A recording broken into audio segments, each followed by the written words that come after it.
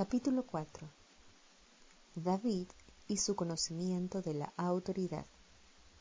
Entonces los hombres de David le dijeron: He aquí el día de que te dijo Jehová: He aquí que entrego a tu enemigo en tu mano, y harás en él como te pareciere.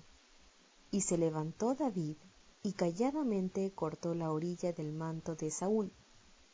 Después de esto se turbó el corazón de David, porque había cortado la orilla del manto de Saúl, y dijo a sus hombres: Jehová me guarde de hacer tal cosa contra mi señor, el ungido de Jehová, que yo extienda mi mano contra él, porque es el ungido de Jehová. Primera de Samuel, capítulo 24, versículos del 4 al 6.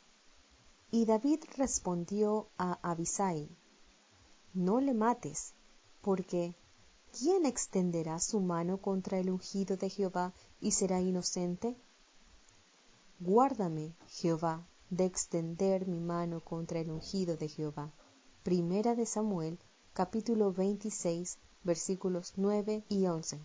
Y le dijo David: ¿Cómo no tuviste temor de extender tu mano para matar al ungido de Jehová? Segunda de Samuel, capítulo 1, versículo 14. No fue el precio de la rebelión que David procuró el trono. Cuando Dios instituyó formalmente su autoridad sobre la tierra, fue en el tiempo en que se estableció el reino de Israel. Los israelitas, habiendo entrado en Canaán, le pidieron un rey a Dios. Entonces Dios le encomendó a Samuel que ungiera a Saúl como el primer rey. Saúl fue escogido y establecido por Dios para que fuera su autoridad delegada. Desgraciadamente, una vez que fue rey, desobedeció la autoridad de Dios hasta el punto de procurar destruirla. Perdonó al rey de los amalecitas y a lo mejor de las ovejas, bueyes, animales engordados y corderos, y a todo lo bueno.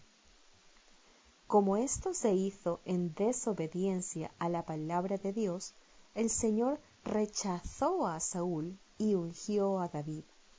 Sin embargo, David era todavía un hombre que estaba bajo la autoridad de Saúl. Él estaba entre la gente de Saúl, formaba parte de su ejército, y posteriormente fue escogido por yerno suyo. Por lo tanto, ambos eran ungidos. Pero entonces Saúl procuró muchas veces matar a David. Israel tenía 2 reyes. El rey rechazado estaba todavía en el trono. El escogido aún no había ascendido. David estaba en una posición muy difícil. Saúl salió a buscar a David al desierto en En-Gadi. Durante el viaje se metió en una cueva en cuyos rincones se hallaban sentados David y sus hombres. Estos le sugirieron a David que matara a Saúl, pero él resistió la tentación, porque no se atrevió a alzar su mano contra la autoridad. En cuanto al trono, ¿es que acaso David no era ungido por Dios? Y ya que estaba directamente involucrado en el plan y la voluntad de Dios, ¿podía alguien prohibirle ser rey? ¿Por qué, pues, no debía David ayudarse para hacerlo? ¿No sería acaso un buen paso ayudar a Dios a hacer su voluntad?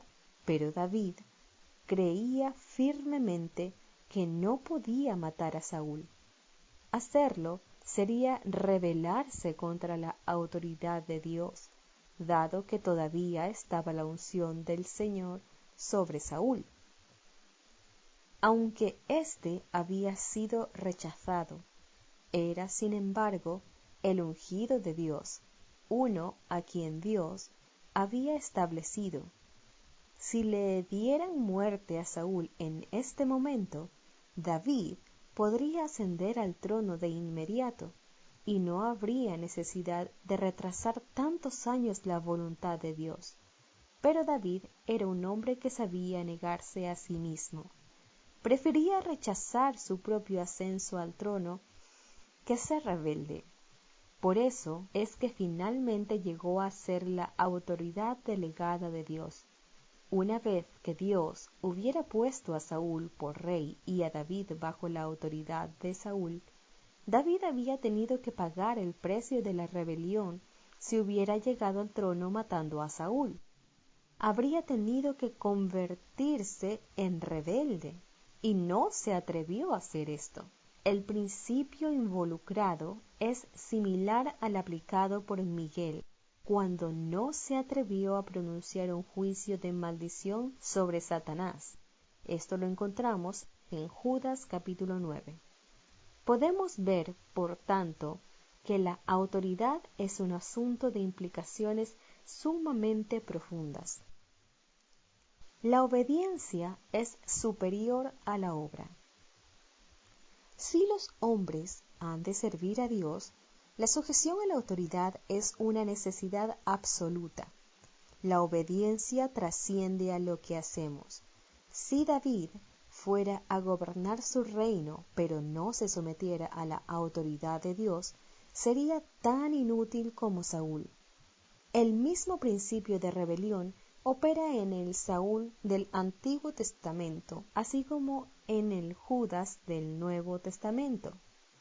El primero perdonó lo mejor de las ovejas y los bueyes, mientras que el segundo codició las 30 piezas de plata. La consagración no cubre el pecado de la rebelión. David no se atrevió a matar a Saúl con sus propias manos para facilitar el plan de la voluntad de Dios. Más bien, esperó que Dios obrara. En su corazón había una tranquila obediencia. Hasta esa vez, cuando cortó la orilla del manto de Saúl, se le turbó el corazón. La espiritualidad de David era tan elevada como las de los creyentes del Nuevo Testamento. Hoy deberíamos condenar no solamente el homicidio, sino hasta una acción mucho más pequeña, tal como la de cortar la orilla del manto de otro con un cuchillito, porque esto también es rebelión. Puede que la calumnia, los malos modales o la resistencia interna no se clarifiquen como matar. Con todo, ciertamente constituyen lo mismo que cortar la orilla del manto. Todas estas cosas se originan en un espíritu rebelde. David era una persona que conocía la autoridad de Dios en su corazón. Aunque Saúl lo persiguió en reiteradas ocasiones, se sometió a la autoridad de Dios. Hasta se dirigió a Saúl como mi Señor o el ungido de Jehová. Esto revela un hecho importante. La sumisión a la autoridad no consiste en someterse a una persona, sino en someterse a la unción que está sobre esa persona. La unción que vino sobre ella cuando Dios la ordenó como autoridad. David reconoció la unción que había en Saúl y que él era el ungido de Jehová. En consecuencia, David prefería huir por su vida antes que extender su mano para matar a Saúl. En verdad, Saúl desobedeció el mandamiento de Dios, por lo cual Dios lo rechazó. Sin embargo, esto fue entre Saúl y Dios. La responsabilidad de David ante Dios era someterse al ungido de Jehová. David mantuvo la autoridad de Dios. David apoyaba plenamente la autoridad de Dios. Es precisamente esta característica la que Dios desea recobrar. Una vez más, en el desierto de Zif, se presentó una ocasión similar a la de En-Gadi. Por segunda vez vino la tentación de matar a Saúl. Este yacía dormido y David se abrió paso hasta su campamento. Abisai quería matar a Saúl, pero David se lo prohibió y le contestó con un juramento: ¿Quién extenderá su mano contra el ungido de Jehová y será inocente? Primera de Samuel, capítulo 26, versículo 9. Por segunda vez, David perdonó a Saúl. Solamente se llevó la lanza y la vasija del agua que estaban a la cabecera de Saúl. Esto fue algo mucho mejor con respecto al caso anterior, porque esta vez David tocó solamente cosas que estaban aparte del cuerpo de Saúl, no algo que estuviera sobre su cuerpo. David prefería ser obediente a Dios y mantener la autoridad de Dios antes que salvar su propia vida. En 1 de Samuel capítulos 31 y 2 de Samuel capítulo 1 leemos sobre cómo Saúl logró suicidarse con la ayuda de un joven amalecita. El joven vino corriendo a David a buscar una recompensa, diciendo que él había dado muerte a Saúl. Pero la actitud de David seguía siendo de completa abnegación y sumisión a la autoridad de Dios. Así pues, le habló al joven diciendo: ¿Cómo no tuviste temor de extender tu mano para matar al ungido de Jehová? E inmediatamente ordenó que fuera muerto el joven portador de la noticia.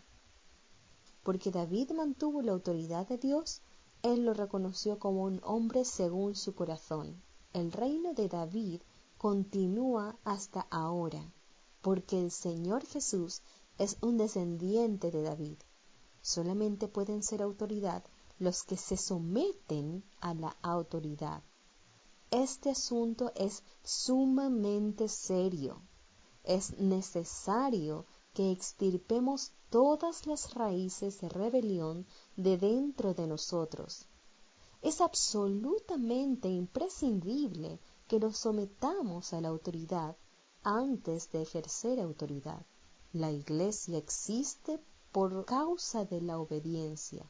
Ella no tiene temor de los débiles, sino de los rebeldes. Debemos someternos a la autoridad de Dios en nuestro corazón antes que la Iglesia pueda ser bendecida. Si hay un futuro para la Iglesia o no, depende de nosotros. Vivimos en días críticos.